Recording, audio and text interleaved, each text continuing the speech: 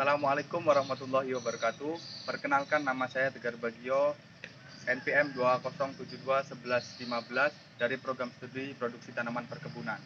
Saya adalah salah satu mahasiswa penerima beasiswa Pemda di angkatan 2020. Desa Wono Agung, Kecamatan Rawajitu Selatan, Kabupaten Tulang Bawang, Lampung, Indonesia. Warga Desa Wono Agung, mayoritas penduduknya bermata pencaharian sebagai petani. Desa yang berpenduduk sekitar 2.100 jiwa ini terletak di Kabupaten Tulang Bawang. Meskipun dekat dengan laut, sebagian besar penduduknya bermata pencarian sebagai petani. Adapun yang berbudidaya ikan, udang, serta tanaman-tanaman hortikultura. Tanaman unggulan petani desa ini adalah Oryza sativa, padi. Selain itu, ada juga tanaman-tanaman hortikultura seperti cabai, terong, dan lain-lain. Hijau bumiku, hijau desaku. Semoga slogan ini menjadi inspirasi buat generasi penerus, utamanya generasi milenial, untuk tetap menjaga lingkungan dan mau menjadi petani modern sehingga dapat membangun desa ini.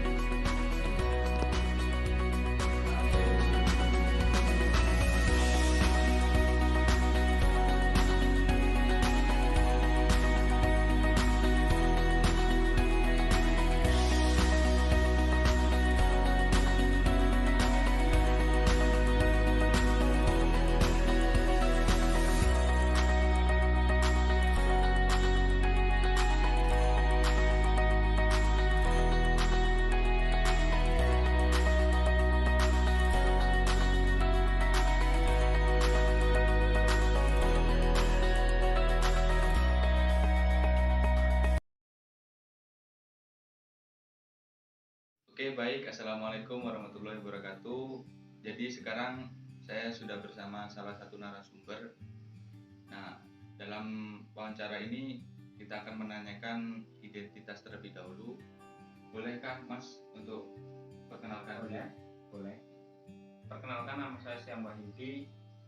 Saya dari Wono Agung, Rawajitu Selatan, Kabupaten Tulang Bawang. Masnya sekarang bekerja sebagai apa? Saya di sini bekerja sebagai, saya punya lahan sebagai petani, wirausaha sebagai ternak juga, dan sekarang yang terbaru adalah pegawai IPDNIP bidang penyuluh pertanian. Itu masuknya di instansi pemerintah. Sudah berapa lama menekuni pekerjaan tersebut?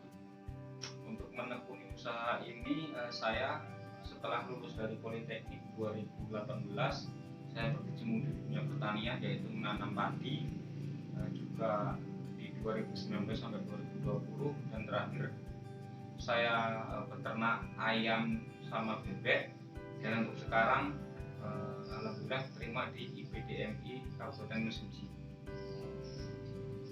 Tadi kan Masnya bilang punya lahan petani. Nah, pertanyaannya berapa Pak luas lahan petani? Untuk luas lahan pertanian saya yang total sekitar 1 hektar seperempat. 1 hektar Seperempat. Sekarang ditanamin padi. Tanamin padi varietas Cimalaya Muncul. Biasanya kan dalam bertani itu ditemukan apa ya, suatu masalah Pak? Apa kendala-kendala? Ya betul. Biasanya kendala apa saja sih yang sering ditemui? Tentu jelas ya Mas, kalau masalah kendala itu kalau dalam pertanian pasti yang terutama dari hama dan penyakit, yang kedua dari situasi cuaca dan kondisi, dan yang ketiga adalah percepatan kita dalam pertanian. Artinya kita berkaitan dengan topografi dan keadaan lingkungan. Jadi untuk masalah yang saya hadapi saat ini, kemarin sempat dari 2019 cuaca itu agak mempersulit kita untuk bertani ya. Contohnya biasanya datang hujan itu pada musim November, Desember itu udah banyak air, ternyata sampai Januari Februari baru bisa tanam. Artinya lingkungan ini sudah berubah, dan kemarin sempat menjadi masalah juga bagi semua petani. Dan satunya alhamdulillah untuk cuaca tahun ini kita normal aja. Terus kemudian untuk hama dan penyakit sejauh ini masih tergolong tidak terlalu intens serangan daripada hama. Misalnya kayak ular gaya, untuk penyakit sendiri misalnya kayak bercak daun itu enggak terlalu signifikan. Untuk kendala permodalan itu misalnya beli pestisida gitu nggak ada kendala. Oh, itu salah satu juga mas Kendala. sebenarnya. Ini poin paling penting ya, khususnya untuk petani milenial ya. Jadi untuk penggunaan pestisida sendiri, untuk harga ya mas ya, untuk pestisida kimia sintetis itu sangat tidak melampaui batas dari terlalu mahal gitu mas, bahasa enaknya itu terlalu mahal. Terus kemudian dari harga padi nanti kita panen itu tergolong nggak terlalu mahal, artinya kita terbentur masalah itu. Saat ini kalau tidak salah saya terima informasi terakhir kemarin per kintal kurang lebihnya 380.000 itu dari sawah. Dalam hal ini adalah gabah yang masih basah. Nah kan biasanya dalam bertani itu kita menemukan pengalaman gitu. Biasanya pengalaman apa sih? Kalau pengalaman banyak sekali mas. Yang baik maupun yang nggak enak yang enak gitu. Kalau yang enak itu panen kita nggak ada masalah ya. Tapi kalau yang nggak enak tentu di situ banyak kendala. Ya saya sampaikan tadi, serangan hama dan penyakit itu semakin merajalela. Misalnya kayak tahun 2018 kemarin itu serangan worm mas. Serangan worm hampir semua padi yang ada di Rawajiti ini terserang worm.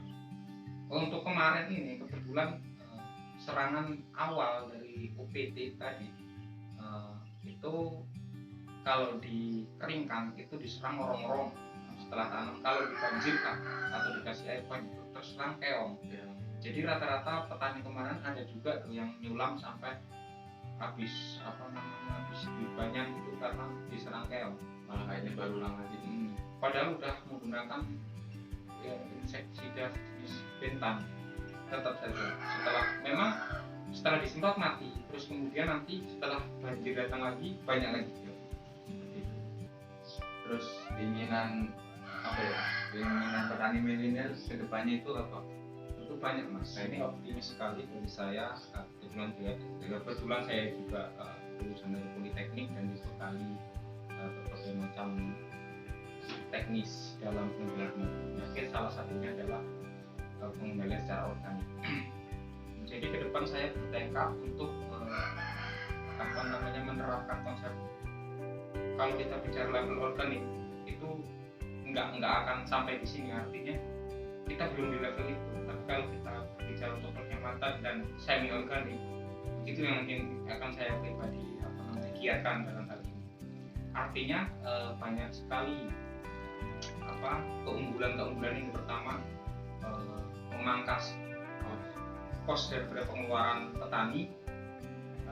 Contohnya seperti ini, ya kita bermasalah dengan hama, terus kemudian hama itu sulit ditanggulangi. Coba kita dengan cara itu, mungkin kita bisa mengaplikasikan pestisida kimia sintetis dengan sintetis organik untuk menghemat pengeluaran juga mas. Mudah-mudahan itu nanti diterapkan dan mudah-mudahan itu bisa menjadi jalan keluar bagi seluruh komponen masyarakat, khususnya untuk saya sendiri nanti mungkin sebagai pionir di sini. Jadi kan target ke depan itu gimana caranya supaya petani itu menekan biaya kos gitu kan? Ya, salah satunya begitu. Agar Yang kedua pupuk organik mas. Kenapa kita nggak memanfaatkan kotoran hewan? Sedangkan kotoran hewan di sini banyak yang pelihara ayam, bebek, sapi, kambing itu kan banyak. Coba untuk kita olah itu, terus kemudian kita manfaatkan untuk kembali lagi ke tanah. ya mungkin cukup itu ya Pak. Ya, Terima kasih atas waktunya. Oke baik, jadi kita sudah mewawancarai salah satu petani milenial dan ternyata beliau lulusan Politeknik Negeri Lampung. Jadi bisa sebagai contoh, bisa memimpin petani-petani di kampung Wono Agung. depan seperti mudah-mudahan mas. Terima kasih Pak. Sekian video dari saya, tapi sebelumnya saya ucapkan terima kasih kepada Pak Arinal Junaidi selaku Gubernur Lampung yang telah memberikan kami beasiswa. Semoga kami dapat memberikan perubahan kepada desa kami untuk menjadikan petani-petani di desa kami supaya menjadi petani yang lebih maju. Setelah lulus dari Polinela, saya akan mengabdi kepada masyarakat, akan menjadikan semua masyarakat memajukan pola pikirnya sehingga tidak menjadi seorang petani-petani yang monoton, sehingga menjadi petani yang maju yang membawa nilai ekonomi yang lebih tinggi. Terima kasih. Wassalamualaikum warahmatullahi wabarakatuh.